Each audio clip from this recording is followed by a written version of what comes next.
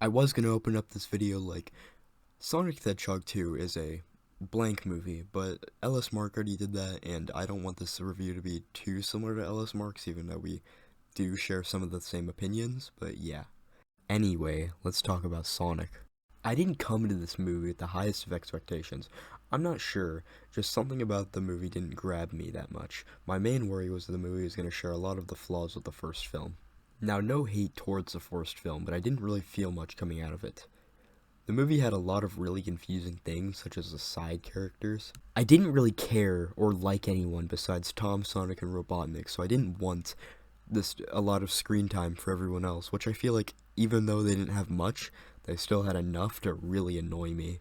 And sadly, I think Sonic the Hedgehog 2 kind of doubles down on that, but I also think that they do it in a much better way. Sadly, no Crazy Carl though. I did like him from the first movie. The two side characters that they mainly focus on are Maddie's sister, I do not remember her name, and then the police officer Wade. A lot of people really hated the wedding part, but I didn't really mind it. I thought it was kind of funny. Didn't really care for the Wade part though. It was like 50 seconds long and it was just him being held as a hostage. But anyway, enough ranting. Now I'm going to talk about what everyone actually came to see the movie for. Sonic, Tails, and Knuckles. But first I do need to explain how Tails and Knuckles got here since they're just dormant from the first film, besides budgeting reasons. If you don't remember, in the first film, Dr. Robotnik was sent to Mushroom Hill Zone, thinking he would just die there, but he ends up going insane, but it's like really trying to get out.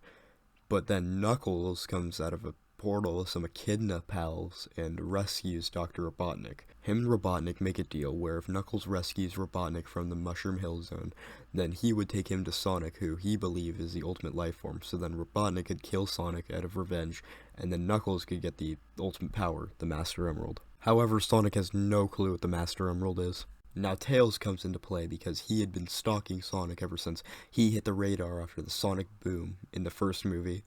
So now he's been stalking Sonic for almost a year now, and when he finds out that Sonic's in danger, he must come to Earth to warn him. Sonic is his hero, because I don't know. There is somewhat of a reason, and the reason is because Tails was so impressed how confident Sonic was, and Tails was never very confident.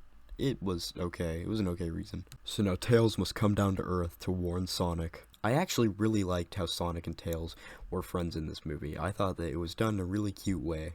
So now Sonic and Tails must rush to get to the Master Emerald before Robotnik and Knuckles do.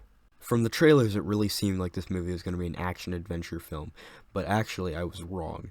The only places they go to is Siberia, because that is where the compass to the Master Emerald is located. Also Hawaii, because that's where Maddie's sister is getting married. I don't really like the part in Siberia. I thought it was a bit rushed, but there was a couple good moments. Like, I thought the dance-off was okay. I didn't hate it, but I think a lot of people did, because that was like the only part in the movie where my theater wasn't laughing. Then Sonic and Knuckles snowboard for a little bit, then there's about to be a deep moment, then Knuckles is able to get the compass, and then they go. The animation is actually really beautiful in this scene. I was really impressed. This is where some of my problems start with the movie. All of this happened in around the first 45 minutes of the film because the pacing in this movie is really fast. Something that I'll actually condemn the first movie on is how the pacing was pretty good, and I felt like it was all well balanced out. This one really isn't. Now I'm going to stop going kind of through the movie, and I'm going to just kind of review it and talk about some nitpicks I have with it. One thing is, I just really didn't care too much about what was going on from now until like around the end. Like the only part where I actually started caring was like about 30 minutes before the movie ended. Now skipping to the end, Dr. Robotnik has the Master Emerald and he has this big giant Death Egg robot. And I think you can already kind of tell where the movie goes from here, so yeah, Sonic goes supersonic. I do think that this was probably the best thing they could have done here, but it also wasn't too needed because Robotnik already lost all power. He already lost the Chaos Emerald before Sonic turned supersonic. So there wasn't too much need for that to happen, but it was still the best thing they could have done there. I also feel like that they were just showing supersonic because, you know, it's supersonic. Look, you know that, laugh, and like the movie now.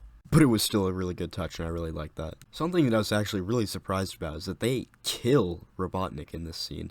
They actually kill him, And I guess I kind of knew that that was going to happen because Jim Carrey's retiring from acting, but I just found that insane. Then the movie ends with a nice baseball scene, but then in the post credits we see Shadow the Hedgehog, and I was like on the edge of my seat when I saw that. I was about to freak out, but then I realized, wait, Robotnik's dead.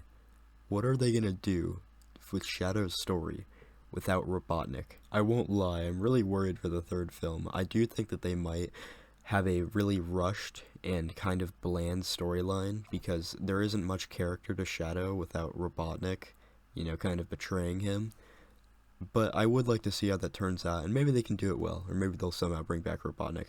Who knows? Overall, I give this movie a good 7.5 out of 10. There was definitely a lot of flaws, but there was also a lot of good things I loved about the movie.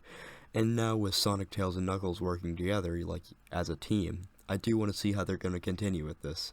So excited to see who else they might add in this Sonic cinematic universe that they have going on here. I do think that a lot of Sonic characters definitely won't work in live action, but there are some that will, like Amy Rose, etc. I am excited to see where this continues, but also very worried.